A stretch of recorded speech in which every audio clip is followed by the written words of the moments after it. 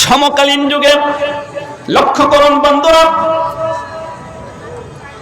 ফ্রান্সের বিজ্ঞানী doctor Morris Bucaille এই লোকটা চিন্তা করলো, তাকে আল্লাহ পাক এত জ্ঞান দান করেছিলেন, সে জেনারেল ভাবে এত জ্ঞান অর্জন করেছিলেন। জ্ঞান অর্জন করার পরে পৃথিবীতে যত ধর্মীয় পুস্তক আছে, বিভিন্ন ধর্মের যে গ্রন্থগুলো আছে, সেগুলো নিয়ে স্টাডি তিনি শুরু করলেন। গীতা কোন, বাইবেল কোন, ত্রিপিটক কোন, এই কিতাবগুলো স্টাডি করে পড়ে আমার ভাইয়ারা লোকটা সব কিতাবকে ভুল ধরতে পারলো। তখন হঠাৎ করে তার সম্মুখে পড়ে গেল কোরআনে কারিমের একটা কপি। আমার বন্ধুগণ, এই কোরআনে কারিমের কপি যখন তার সম্মুখে পড়লো, লোকটার সঙ্গে সঙ্গে কোরআন তিলাওয়াত করতে শুরু করলো। তার কাছে যে কপিটা ছিল সেটা হলো ইংরেজিতে এর অনুবাদ করা হয়েছে, অর্থাৎ আরবি টু ইংলিশে তরজমা করা হয়েছে।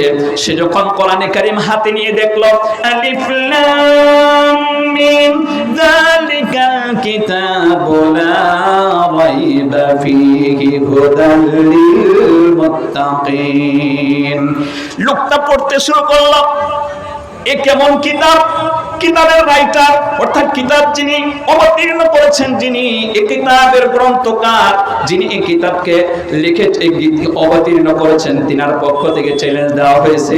শুরুর দিকেই এরকম চ্যালেঞ্জ দেওয়া হয়েছে, যালিকাল কিতাবু লা রাইবা ফি, this is a book in there is no doubt, এই সেই কিতাব যে কিতাবের ভিতরে কোনো সন্দেহ নেই।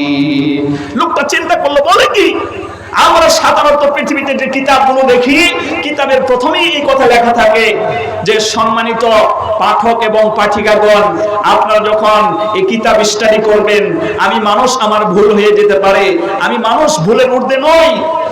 কোথাও যদি আপনি ভুল ধরতে পারেন, তাইলে ওটা আমাকে শুধরিয়ে দিলে ভালো হয়, পরবর্তী সংস্করণে এই কিতাবটাকে আমি পরিশুদ্ধ করতে বাধ্য থাকিব। এরকমই বক্তব্য থাকে কিতাবের শুরুতে, কথা বলুন ঠিক কিনা? কিন্তু একমাত্র এই পবিত্র কোরআন, যেখানে বলা হয়েছে যালিকাল কিতাবু লা রাইবা ফি, this is a book in there is no doubt, এই কিতাবের ভিতরে কোনো সন্দেহ নেই। লোকটা তখন আশ্চর্য হয়ে গেল, বলে কি, এই কিতাবের রাইটার এত বড় চ্যালেঞ্জ মেরেছেন, যে এই চ্যালেঞ্জের মোকাবেলায় পৃথিবীর কেউ আসতে পারেনি, কিয়ামত পর্যন্ত আসতেও পারবে না।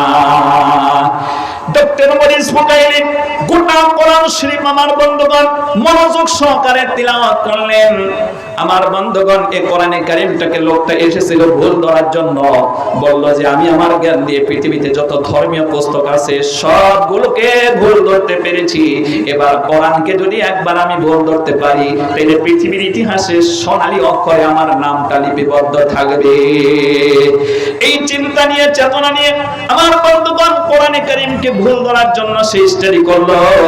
আমার বন্ধুগণ বহু কষ্ট করে সে আরবি ভাষার উপরে বিশেষজ্ঞ হলো, আরবি ভাষার উপরে ডক্টরেট হাসিল করে আমার বন্ধুগণ কোরআন শরীফ সে তিলাওয়াত করতে শুরু করলো।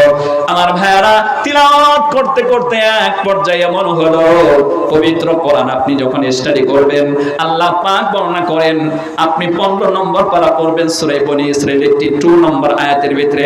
এই সূরাতে 111টা আয়াত আছে।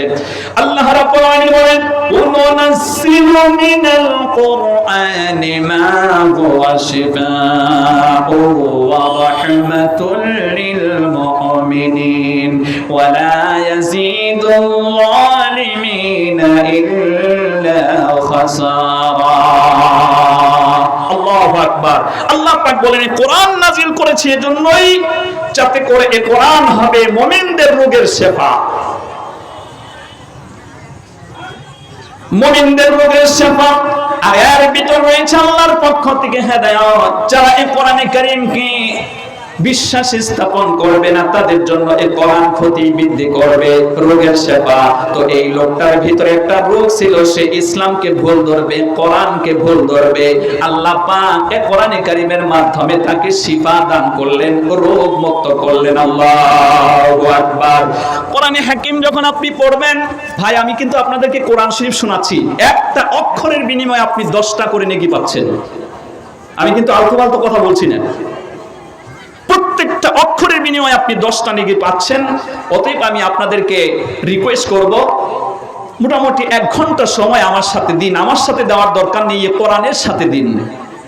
আমি আপনাদেরকে চ্যালেঞ্জ দিয়ে বলতে পারি, আমি শুরুতেই যতটা আয়াত আপনাদের সম্মুখে তিলাওয়াত করছি, যে বক্তাগুলো ওয়াজ করে গেছেন এতটা আয়াত এতক্ষণ পর্যন্ত পড়ে নাই।